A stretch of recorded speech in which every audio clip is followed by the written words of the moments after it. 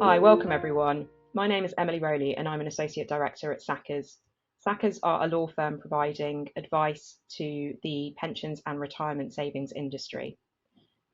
I'm here today to talk to you about equality, diversity and inclusion in a pensions context.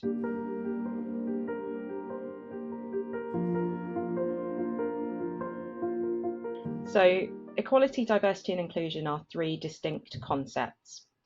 Equality is about ensuring that every individual has an equal opportunity to make the most of their lives and talents. Under the Equality Act 2010, certain characteristics are protected against discrimination. Pension schemes are treated as including an anti-discrimination provision that means those characteristics shouldn't be subject to harassment, victimisation or discrimination. So that means that trustees and employers need to consider that when they're operating their pension schemes.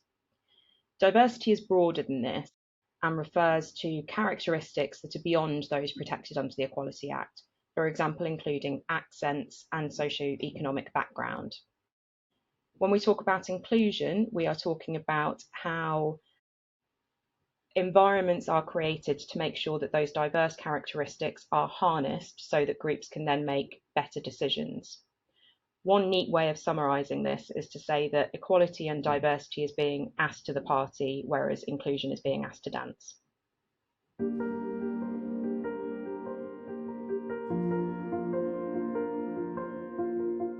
Recently, there's been quite a lot of movement in the corporate environment around taking EDI into account more and then reporting on it in governance documents. So in the last couple of years, there have been a lot of changes to the requirements for listed companies or large companies or FCA regulated companies about reporting on what they do in their business environment around EDI in a way that is really developing. Now, that's not going to be directly applicable to pension scheme trustees, but certainly EDI will likely be something that any large scheme employer is going to be considering a lot more, and that might then trickle down and into how it considers its pension scheme should be operating. Further to that, the pensions regulator, which obviously governs and oversees pension schemes, has published its guidance on EDI for the first time in March of this year. The pensions regulator's guidance isn't going to be law, so schemes don't have to follow it, but it does set out what the pensions regulator considers would be best practice for pension schemes in this area. That guidance sets out a number of principles that it considers schemes should be considering or following when they consider EDI.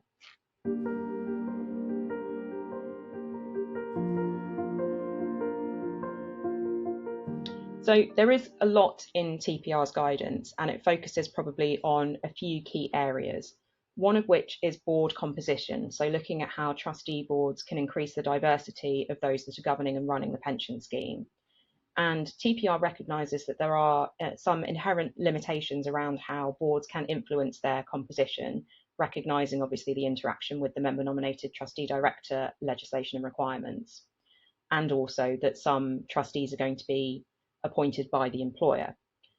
In terms of some tips, TPR recommends that trustees consider having a dialogue with the employer around board composition and what the employer's plans are considering EDI, as well as considering how those member nominated communications and processes are run, perhaps considering moving to a selection panel rather than an election process, for example, as enabling trustees to consider EDI when they are selecting trustees in that way. TPR also recognises that the role of the chair is paramount, both in terms of raising EDI with the governing body and also in terms of making sure that meetings are run in an inclusive way. So that's things like making sure that if you have somebody with, let's use an obvious example, childcaring responsibilities, that you're not setting your trustee meetings around certain times of the day. That's just one example. Again, you might have people with certain religious beliefs that mean that they don't want to conduct business or go to a meeting on a particular day of the week, for example, or at certain times or at particular points of the year. Again, the role of the chair is going to be key in making sure that those meetings are adjusted for different people with different diverse backgrounds. In addition, the pensions regulator also mentions communications as being key from an EPI perspective with members. This is both in terms of tone and style, making sure they are readable and accessible, but also considering, I think, perhaps things that we as an industry may have taken for granted or haven't really considered in such a broad way as perhaps we should be doing now, in terms of things like neurodivergence, for example, ensuring that communications are accessible for everyone, or perhaps being delivered in different ways, whether or not somebody has a disability or thinks in a different way. There are some very good tips, and TPR has updated its communications guidance as well to pick up a few of these points. TPR also emphasises the importance of training for boards on EDI, setting out objectives, and then having a policy in place to explain how these boards and pension schemes are taking EDI into account.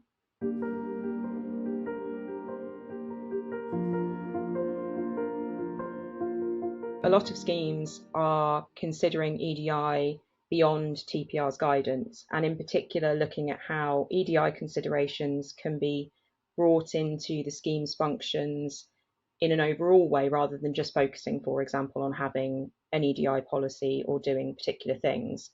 I think a lot of schemes recognise that this isn't really something that lends itself well to being a tick box exercise that you don't complete or finish, and that it is an ongoing consideration that schemes need to have. So a lot of the schemes I'm working with are considering EDI as part of the general code compliance project, about whether EDI can come into play in more areas of governance than perhaps just a one-off EDI policy. So, for example, looking at things like trustee meeting practices, as well as succession planning and the composition of the board. In addition, a lot of schemes are looking at member communications and accessibility, I think, broader than just the words on the page, and are really starting to consider whether there are a range of technical tools that can be used to help facilitate those with perhaps disabilities or people that may think differently. So considering neurodivergence, for example, in the context and manner within which the scheme communicates with its members. There are also a lot of boards that are taking a look at their trusteedom rules, for example, with EDI in mind, and thinking about whether provisions such as the way death benefits are provided are really relevant and appropriate now in today's society, given the way the family structure has perhaps changed over time. And as well, looking at the language within trusteedom rules, which can be quite historic documents. They may contain, for example, specific gender pronouns in there, and looking at whether those are things that the pension scheme trustees are happy and comfortable having in, given that these documents are disclosable to scheme members under the disclosure regulations. We've also seen scheme trustees working with employers quite closely on perhaps other areas of employment practice that might then have a pensions impact. So, for example, lots of employers are now having a look at their flexible working arrangements, both in terms of parental leave, maternity leave, etc., but as well things like career breaks and secondments, and how all of those periods of absence are going to work from a pensions perspective as the employer makes changes to these policies. We've also seen schemes being a bit more aware of things like unconscious bias, both in terms of decision making and in particular where those decisions relate to death benefits or other discretionary benefits. So again, we've seen a lot more schemes have unconscious bias training more recently, and particularly in light of TPR's EDI guidance that was published in March.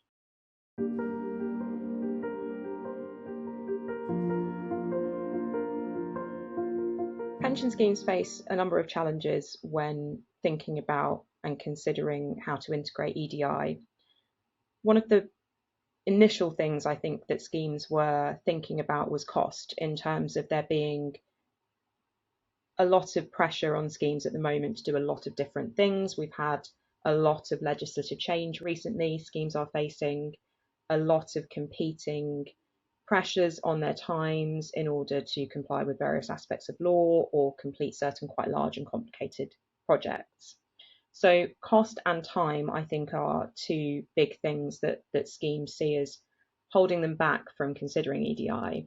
And I think what I would say on that, coming back to before, is considering integrating EDI rather than seeing it as a one-off cost or exercise, is that schemes perhaps could take EDI into account as they are going through normal scheme business, rather than needing to do something or pay for something on a sort of one-off basis, but make sure that when the scheme is undertaking its natural activities, that EDI is just taken into account. I think a lot of schemes are concerned as well about what the employer would think, both in terms of that time cost point and making sure that whatever the pension scheme is doing is dovetailed with what the employer is doing in the EDI area as well.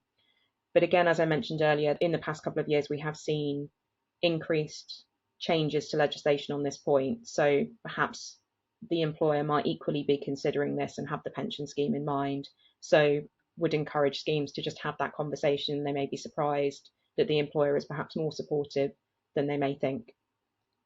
I think another point is that education and training is really key, I think, in this area. We can all get very nervous about, I think, saying or doing the right or wrong thing, or perhaps coming across in a particular way, whereas actually I think taking that away is really a first step with this, and in sort of having a go, and training can really help that to get people comfortable with how to consider this in practice.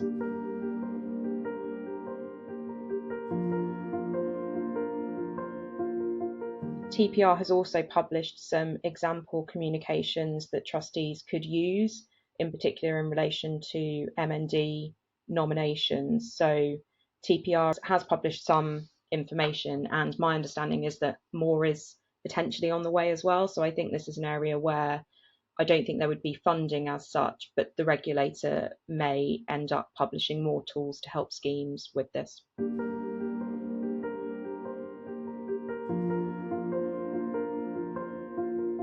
What I consider EDI to be, and in particular following the pensions regulator's guidance, is about creating an environment where everybody feels able to come and participate and everybody feels valued. And I think that is two things. It is both in terms of a lot of the things we've been talking about, in terms of making sure those environments are flexible, welcoming, and indeed representative of a broad range of people.